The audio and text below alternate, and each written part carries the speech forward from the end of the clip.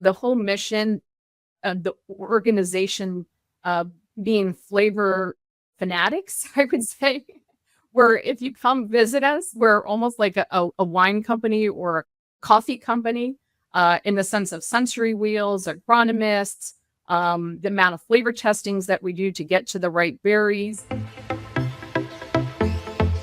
Hi, everyone, and welcome to the Marketing Vanguard podcast. I'm Jenny Rooney with Adweek, and I'm thrilled today to be joined by Frances Dillard. She is the VP of Marketing at Driscoll's. Frances, welcome. Thank you very much. This is exciting to be sharing the story of fresh berries. Well, I'm excited too. You and I have this is our first time meeting, quite frankly, and this is really an opportunity for me, along with the listenership, to learn more about Driscoll's, because I certainly know it as a consumer.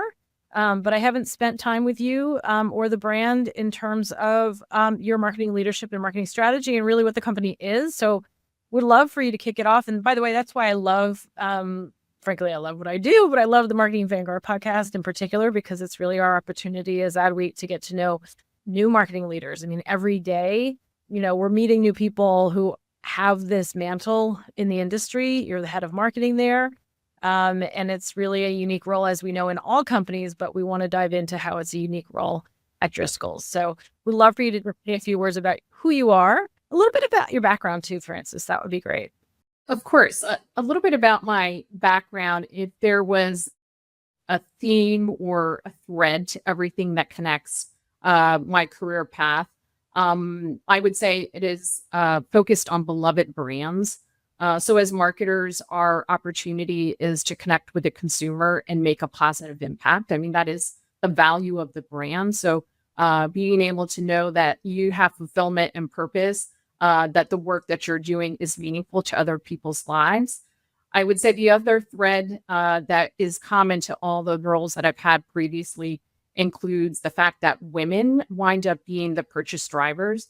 In many cases, I played a lot of in products or categories or industries where the end user were children, but mom or the female usually being the purchase driver.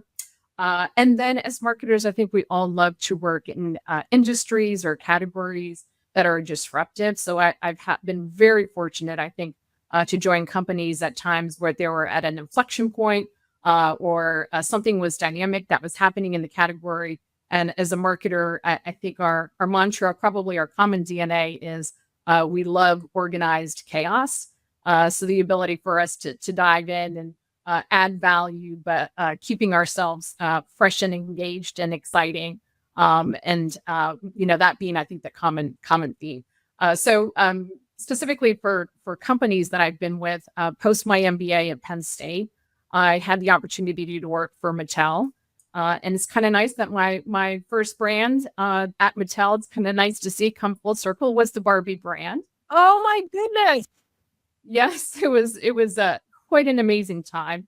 So as a marketer, to be able to walk into a category where at the time we had a 90% market share, we had gone through the process of rebranding adding more than just pink, I think, in the brand architecture side. So it's been an interesting journey to see it come full force and see another generation enjoy the brand. And I took my team to go see the Barbie movie, and it really spoke to a lot of the things that were true that we knew about the company, and resonated quite well. So I think from the Mattel side, I was fortunate enough to move to the West Coast. So the connection in my next role was moving to the Learning Company, which at the time was in the process of being transitioned to Gore Technologies, the Learning Company. Most people know the Learning Company from educational software. They grew up on Carmen Sandiego, the Oregon Trail. It was quite at a point of inflection where technology is also the center. So I would say, actually, that's probably another common theme in my career, that the concept of story, data, and technology. I love being on the cutting edge, and how do you deliver content? How do you reach people? At the Learning Company at the time, it was about franchises and how do we break the paradigm shift of we're a CD-ROM company, but more of a franchise of products that consumers love. After that, I had an opportunity to go to Leapfrog. I did a little bit of a startup gaming. So one of my dark secrets is I'm a secret gamer. So the company at the time was Play First, and it was gaming for women. So again, just common themes of technology and women purchase power, and that your end product moves people in a sense. So very, very fulfilling, I think. I think that's great. So you started out, and by the way, you answered my next question, which is what is something that not many people would know about you just by looking at your LinkedIn profile. So The gaming, I want to tell you my secret devices right now, but Cookie Jam knows me quite well. And that was an interesting time period as well when I was at Play First, in terms of disruption and what was happening in the marketplace, and us identifying a business model that would meet the marketplace needs. It really was about casual gamers, and gaming was typically for men. So how do we disrupt the industry, go in, find a niche, find a business opportunity that spoke to women with games that were less violent and more casual? At the time, it was about the Facebook games, so Farmville. And so how did our brand, our portfolio play a role into that was what the business challenge. very interesting. Well, fast forward to now, you're at Driscoll's, right? And for anybody listening who can't see what I'm seeing, I think you have a strawberry necklace. Is that correct? I do. Which is fantastic. But that should be the clue for anybody who's listening. That in fact, Driscoll's is a berry company. Is that correct? Hopefully we're in everybody's fridge. We are a 100-year-old company. Our only focus is fresh berries. So strawberries, blueberries, raspberries, blackberries. We've been around. We're private. We're family owned. We're generational. And, I joined the company 14 years ago, and I never imagined that I would be in an industry that defines itself as agriculture. I remember my interview at Driscoll's where, I was a consumer of Driscoll's, but I didn't know the dynamics behind produce and the category. My first interview was with the scientists and the research development team. And I was blown away that it was not a commodity, but there's actually science behind our berries. So really what most folks don't know is that all our seedlings and all our berries are proprietary IP to just Driscoll's. So we have a research and development organization that focuses solely on flavor. Then we take those proprietary seedlings, and then we make baby plants out of them. And then we work with independent growers around the world. They grow the berries, and then they bring them back to us for sales and marketing. So when I had interviewed with Driscoll's at the time, I was just so blown away because not a lot of people know where their food comes from, and the science behind it. And the perception could be, it's just a commodity and you're farming. But the reality is the complexity of the science behind the berries and the flavor. Our mission. I would like to talk a little bit about our mission. And so it wasn't a marketing forward organization, but the mission of Driscoll's is to continually delight our consumers through the alignment of our customers and our growers. And as a marketer, it was a perfect setup because flavor is the number one purchase driver for consumers. And so the whole mission of the organization being flavor fanatics, I would say, where if you come visit us, we're almost like a wine company or a coffee company, in the sense of sensory wheels, agronomists, the amount of flavor testings that we do to get to the right berries. So there is an entire obsession that we're all focused on trying to select the right berries and understand the consumer marketplace. And that's what it was, our magic sauce. I mean, as marketers, we want to work on a category or a product where there is a true IP, and that you can say, hey, the proof point is there. And for me, I was completely blown away after the interview that I felt I knew strawberries had a personal and emotional connection to me. I was relatively new to raspberries and blackberries, but certainly, strawberries. We all have childhood memories of what it meant and moments. And I thought this was so untapped. Again, being at the intersection of disruption, we talk about branded produce, but I would say there aren't that many when you think about when you walk into the produce aisle in your local grocery store. Some have them. Some feel like cuties, or some have seemed to want to kind of jump on the brand bandwagon, if you will. But I feel like, to your point, yours has been historically one of sort of the cornerstone brands that you see, and people actually opt for that brand. There's a race. You might see two berries side by side, but you're going to go for the Driscolls because there's some inherent equity there that I think, to your point, they grew up with them. There's a trust thing. So it almost feels like in that case, it's almost like it's sort of like your win to lose in that, it creates sort of a unique kind of challenge for you because you want to make sure you're always delivering on the brand promise, even as like new entrants come into market.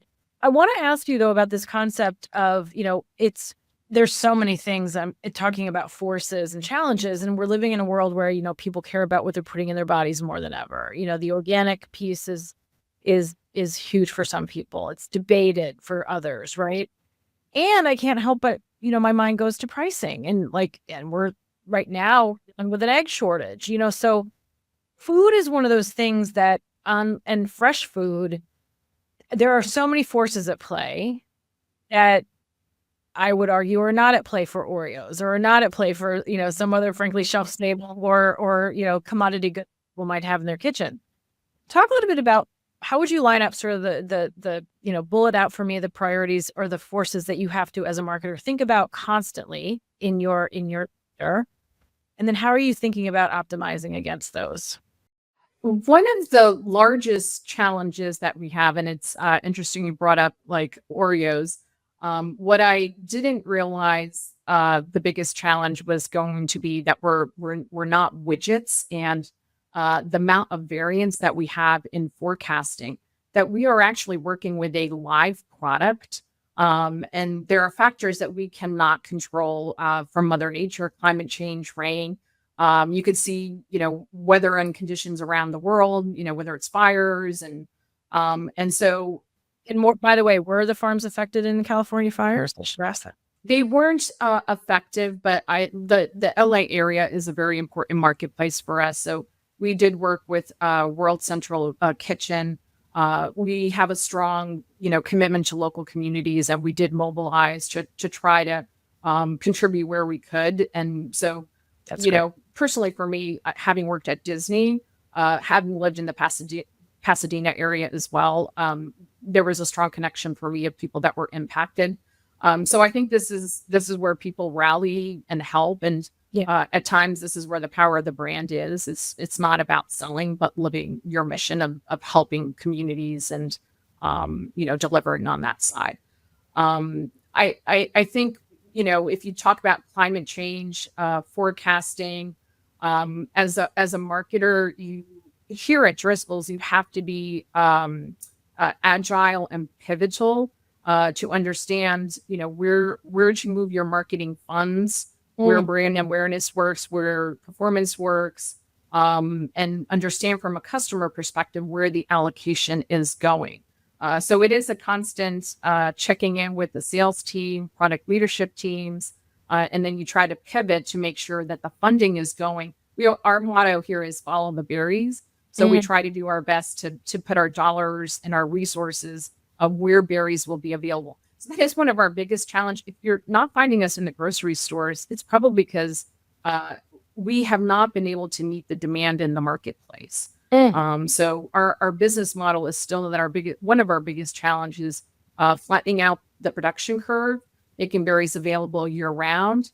And then knowing that it's even so that we can market against a product that's available in the market. You recently won an award that I know that you feel very proud of. Tell us what that is and talk about why it was so meaningful to you. The award or the ranking? We did win an award in a ranking. So, well, we can. It's actually there's last year we won the Fast Company Award for innovation, which I think is highly connected to the recent announcement of the ranking from Circana. And so we've been a little bit stealth, and we don't. Humility is one of our values. But we did release the rankings that we are actually the number 2 food brand in retail. And that is against some large iconic brands. And I think we're the only fresh produce company in the top 25, I think 2025. And our growth rate was incredible. So not only did we move from number 7 to number 2, but we were considered one of the top 40 fastest growing companies and brands as well. So that's amazing. Congratulations. It's interesting because what I'm hearing from you is it's not about just being the best berry brand. It's about being one of the best food brands. And not only that, it's just about being one of the most iconic brands, right? I'm talking to more and more marketers these days where their aspirations or their ambitions go beyond not only go, beyond the product, they go beyond the category, they go to just being sort of one of the world's most appreciated or respected brands.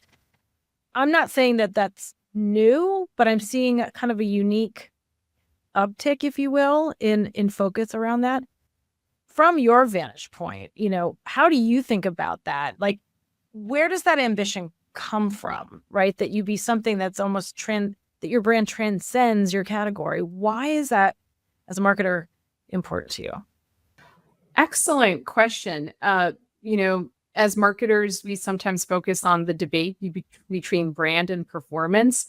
I think the other struggle that we sometimes talk about is the benefit ladder. So I always say, functional, emotional, and then the one of societal. What is a purposeful brand and a purposeful career?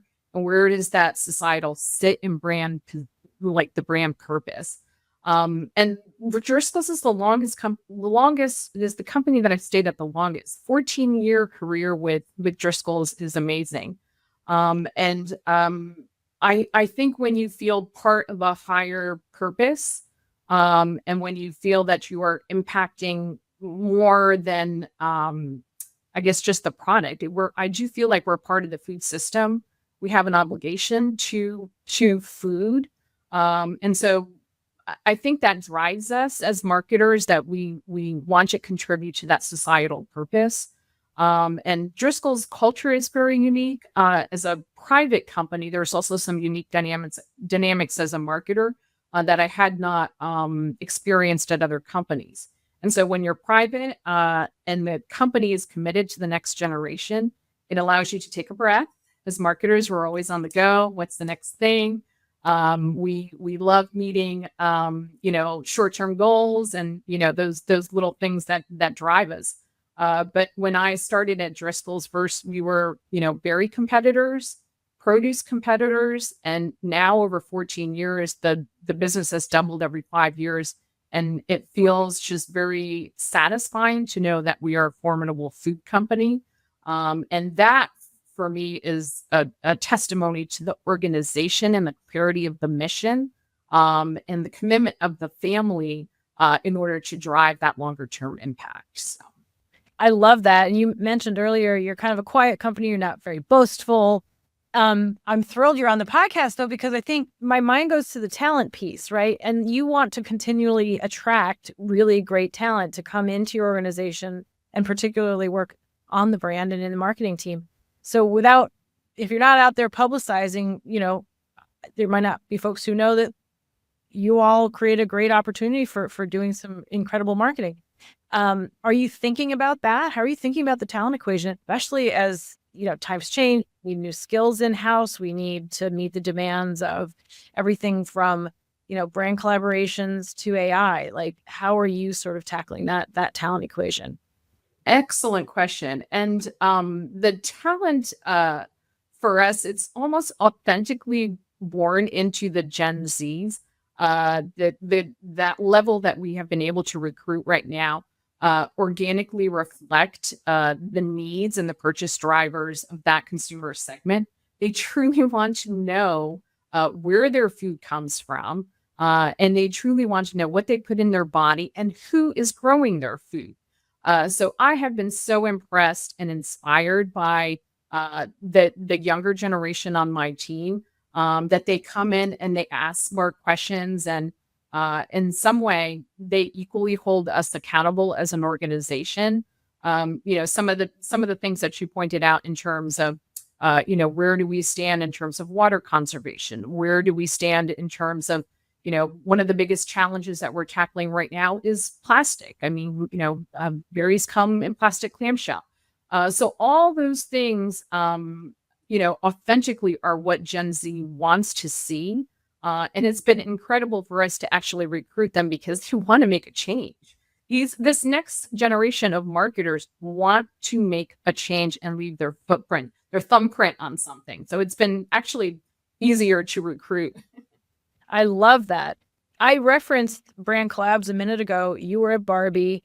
What this kind of concept of brand collaborations, brands as entertainment. I'm not going to say branded entertainment, but brands as entertainment. I mean, Barbie being obviously the most visible manifestation of that in recent years.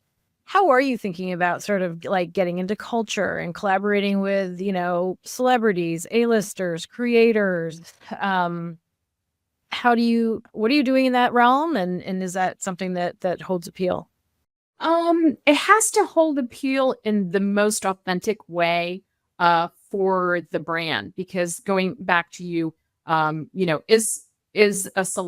can be certain celebrities I think that would represent the brand well.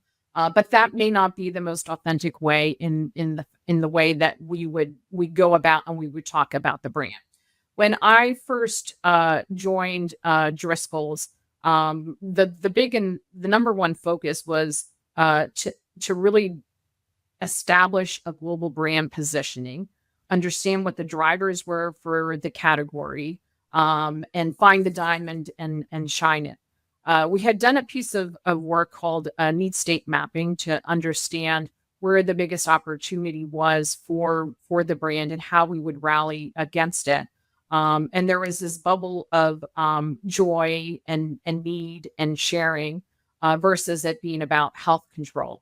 I think it may not be about brands specifically, but some of the things that you're seeing to be living in the zeitgeist right now is, what, like strawberries, palate to palate, where you're seeing it expressed in fashion and beauty, and the celebration of berries of themselves, especially in this younger generation, what berries mean to them, what is the role that they play to them, and them playing that back and not necessarily having to need a celebrity to speak on behalf of your brand, because it's organically demonstrated through the lifestyles that consumers choose and what's happening in the marketplace.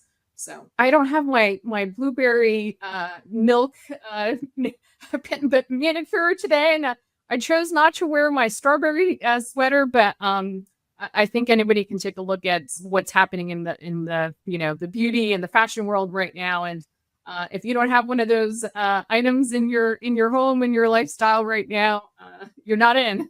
Well, my 16-year-old daughter most definitely does. So, and not to mention, listen, berries are such an literal ingredient brand, like, and all the smoothies and sort of the healthy lifestyle. I mean, they always have been a cornerstone of that, but the way that people, frankly, the cooking, cooking creators and recipes that people are doing, you're always front and center in all of that kind of content.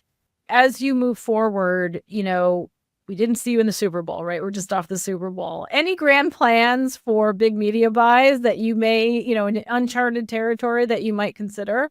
I can't remember which one of your recent episodes had all the Super Bowl, players. It's probably not the most authentic, play, I would say, for Driscoll's and our humble play. I would say, as far as where we're focusing on our media spend or strategy or campaign work, going back a little bit to that benefit ladder, Only the finest berries being, our functional promise, and fresh, beautiful, delicious berries being, the bread and butter. We do have a campaign called Sweetness Worth Sharing that demonstrates the togetherness of what our berries do, bringing people together. But our newest campaign that we've just launched is called One Family, One Earth. And that is focused on the needs of Gen Z, wanting to know who grows their berries, and what is our social responsibility to the communities that grow our berries, and shedding a little bit more light on water conservation, our grower stories. And so those are our most authentic stories that move people, I would say, and resonate to the authenticity of the family as well. So we have to balance, what do the consumer needs are, and then authentically, what are the needs for that makes sense for our organization internally. The family has to be able to see themselves in it, and it has to represent them. Last two quick questions. One is, I'm going to ask you the soccer question because you said as much as you think a hard one, you want to answer this. So I do use the analogy of, and this is really to get at your leadership style, right? Like who you are as a leader, not just in marketing, but within your organization in general.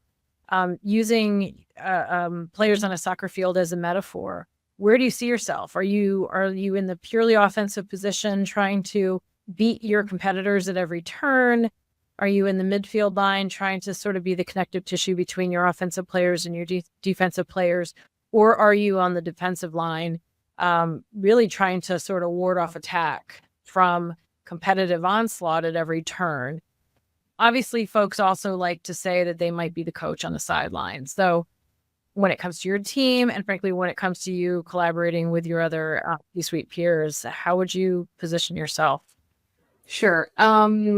I would say the role of the connective tissue. And again, given some of the business dynamics of, how Driscoll's has been able to grow, and where do we feel the competition is? And in some way, we almost don't get hung up with competition. We feel like we are focused on our own mission of being able to deliver the best tasting berries possible. So the connective tissue that I play is not necessarily just on my team, but I think marketing's responsibility and role within the organization is to bring the consumer voice back into the organization and make sure it's embedded cross-functionally. And so as we think about what makes marketers, successful, I think you've talked a little bit about the role of like, is the CMO dead, not dead? What are the changing titles? I think if you put titles aside, our responsibility is to make sure the internal operations understand the marketplace needs, the macro trends. We find the diamonds, and we are responsible to be that connective tissue to bring it inside the organization. And then my responsibility, I think, for my team is to make sure they are the brand advocates throughout the organization. So we find the diamonds, we find the insights that could move the business forward. We bring them in, we shine them as a team, but we have to deploy it inside the rest of the organization, which is very production focused, farming focused. So we do spend a lot of time in making sure the consumer is still at the table. And that's, I think, what the responsibility is, not just on my leadership, but I would say on the responsibility of our team. Last question. Who's next? Who's somebody that you admire, and have on the show? Yeah, I think in the spirit of being disruptors and in the spirit of finding white space and taking on challenges, I love it when marketers are able to move into CEO roles. Yeah. So I would like to hear a little bit more from Peter McGinnis. Yeah. Great. I haven't had him, and I love Peter. So yeah, that'd be great. Good. I just find him fascinating in the sense of when he took over Impossible Foods, and you could see the marketer ooze out of him because he was raw and honest, I think, in interviews of how the go-to-market strategy needed to change. And he understood the marketplace needs. And so he has the CEO hat, but he he's a hardcore marketer. And I love when a business is driven through the needs of a consumer. And I love to see what he's going to do with plant-based meats. And that's a whole disruptive space that we're watching and the implications. So would love to hear more from him. Well, I'll have a part 2 and we'll have you both on. In the meantime, Frances, thank you so much. This has been an education, really, and should be required listening for anybody who's exploring, frankly, maybe some categories in this marketing world that they may not have spent much time getting to understand. So fresh food, not only fresh food, but specifically berries. I mean, it's such a unique category unto its own. And thanks for telling your story with us. I appreciate it. And thank you for all that you do for marketers and for brands. So really enjoyed being on the podcast. Thank you. Thanks so much. Take care.